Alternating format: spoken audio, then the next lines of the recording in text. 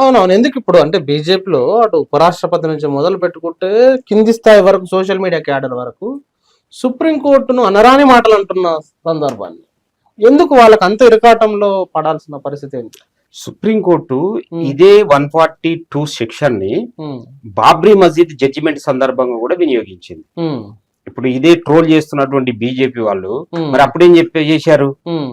అప్పుడు చాలా సుప్రీంకోర్టు బ్రహ్మాండంగా ఇచ్చిందని చెప్పేసి చెప్పారు.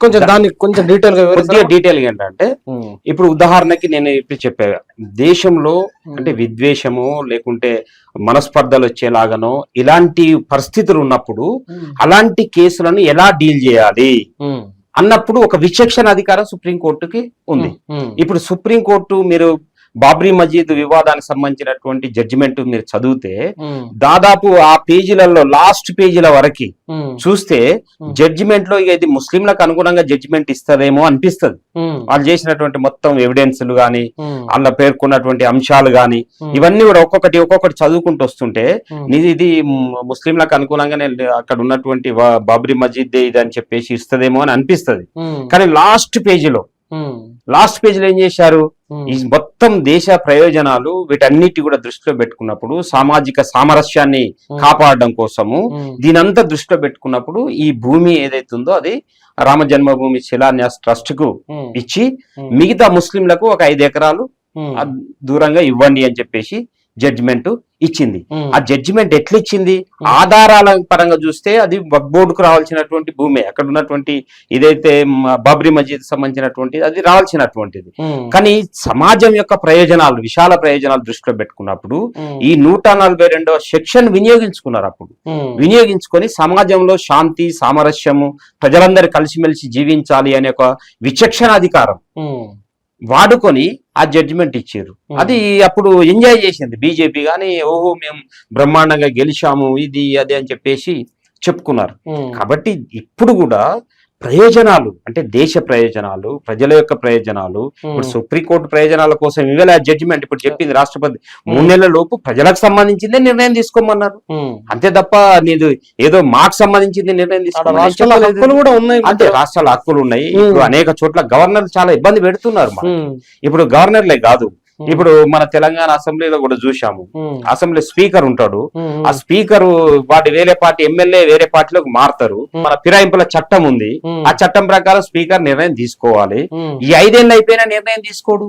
అవును, అది కూడా జరుగుతుంది. అంటే గవర్నర్లు గాని, ఇక్కడ ఎమ్మెల్యేలు గాని, ఇక్కడ ఎంపీలు గాని, లేదంటే పదవులలో ఉండేటువంటి అంటే రాజ్యాంగబద్ధ పదవులు అంటాం వీటన్నిటి కూడా రాజ్యాంగబద్ధ పదవులలో ఉన్నటువంటి గవర్నర్లు గాని ఇతర ఈ హోదాలలో ఉండేటువంటి వాళ్ళు రాజ్యాంగబద్ధంగా గనుక వ్యవహరించకపోతే దాన్ని సరిచేయాల్సినటువంటి బాధ్యత సుప్రీంకోర్టుకు ఉంటది.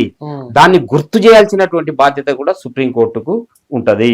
కాబట్టి ఆ బాధ్యత నెరవేర్చడంలో భాగంగానే సుప్రీంకోర్టు ఇప్పుడు ఇలాంటి జోక్యం చేసుకున్నది. అందుకనే దీని మీద చాలా కోపం వస్తుంది వాళ్ళకి. ఎందుకంటే రాజ్యాంగబద్ధంగా వ్యవహరించడం అనేది బీజేపీకి ఇష్టం లేదు, తనకు నచ్చినట్టు ఉండాలి. ఇప్పుడు అదే కదా నిష్కాంత్ దుబే చెప్తున్నాడు, మేము చట్టాలు చేయము అంటే. చట్టాలు చెయ్యి, కానీ దేనికి లోబడి చేయాలి? ఏ పార్టీ ఉన్నా, ఎవరు అధికారంలో ఉన్నా తన ఇష్టం ఉన్నట్టుగా చేస్తానంటే కుదరదు కదా. ఇప్పుడు ఇందిరాగాంధీ ఎమర్జెన్సీ విధిస్తే ప్రజలందరూ రివోల్ట్ చేశారు, వాళ్ళందరినీ తీసుకుపోయి జైళ్లలో పెట్టారు. జైళ్లలో పెట్టినా జైళ్ళ నుంచి విడుదల చేయమని చెప్పారు. కోర్టు అన్ని కేసులన్నీ కొట్టేసినాయి.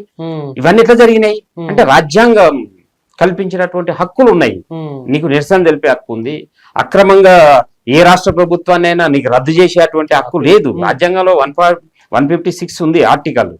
రాష్ట్రపతి పాలన విధించేటువంటి అధికారం ఉన్నా ఎలాంటి పరిస్థితులలో చేయాలి, ఎలాంటి పరిస్థితులు తప్పు, ఇవన్నీ కూడా రాజ్యాంగం చెప్పింది అది. కాబట్టి వాటిని భాష్యం చెప్పేటువంటి హక్కు, అలాంటి అవకాశము ఒక సుప్రీంకోర్టుకు ఉంది. కాబట్టి వీటిని మనం ఏమంటున్నాము, వీటికి శాసనబద్ధంగా చేస్తున్నాయి అవి. అందుకనే రాజ్యాంగ హక్కు ఉంది వాటికి, అది రాజ్యాంగబద్ధం ఏర్పడినటువంటి అవి కాన్స్టిట్యూషనల్ బాడీస్ అవి. కాబట్టి వాటిని అర్థం చేసుకోకుండా ఇప్పుడు కాన్స్టిట్యూషన్ మీద దాడి చేసినట్టుగా మనకు చెప్తే, ఇప్పుడు కిరణ్ రిజిజు కూడా మొన్న వక్ఫ్ చట్టం మీద సుప్రీంకోర్టు కొన్ని ప్రశ్నలు వేసింది. వేస్తే ఆయన ఏమంటాడు, సుప్రీంకోర్టు పరిధి సుప్రీంకోర్టుకు ఉండాలి, శాసన మండలిల పరిధి శాసన మండలి సభలకు ఉండాలి అని చెప్పేసి అంటుండ. అంటే పార్లమెంటరీ కానీ వీటికి ఉండాలి. అది సుప్రీంకోర్టులో స్పష్టంగా ఉంది. ఉమ్, కానీ శాసనసభలో ఎలాంటి చట్టాలు చేయాలి, ఉమ్, అది రాజ్యాంగానికి లోబడే చేయాలి. చట్టాలు చేయాలి. ఉమ్, పార్లమెంట్ అయితే చట్టం చేయాలి. Hmm. ఇప్పుడు మనం వక్ఫ్ చట్టం గురించి చర్చ చేశాము, Hmm. గతంలో సిఏ చట్టం గురించి కూడా చర్చ జరిగింది. ఉమ్, ఇలాంటివన్నీ ఏంటి, రాజ్యాంగాన్ని ఉల్లంఘిస్తూ చట్టాలు చేశారు. ఉమ్, కాబట్టి రాజ్యాంగంలో ఉండేటువంటి కొన్నిటిని ఇది చేస్తూ చట్టాలు చేశారు. ఇప్పుడు 370 ఆర్టికల్ రద్దు అలాంటిదే, విచారణకు రావచ్చు రేపు భవిష్యత్తులో. దాన్ని కూడా ఇప్పుడు 370 ఆర్టికల్ రాజ్యాంగం బద్ధంగా ఉంది, అది రాజ్యాంగంలో ఉన్నది. అది ఉమ్, దాన్ని ఇప్పుడు అబెన్స్ లో పెట్టేశారు, అబ్రిగేట్ చేసేసి సైలెంట్ లో పెట్టేశారు. ఉమ్, ఇప్పుడు అక్కడ రాష్ట్రాన్ని రెండుగా విభజించి ఉంచారు.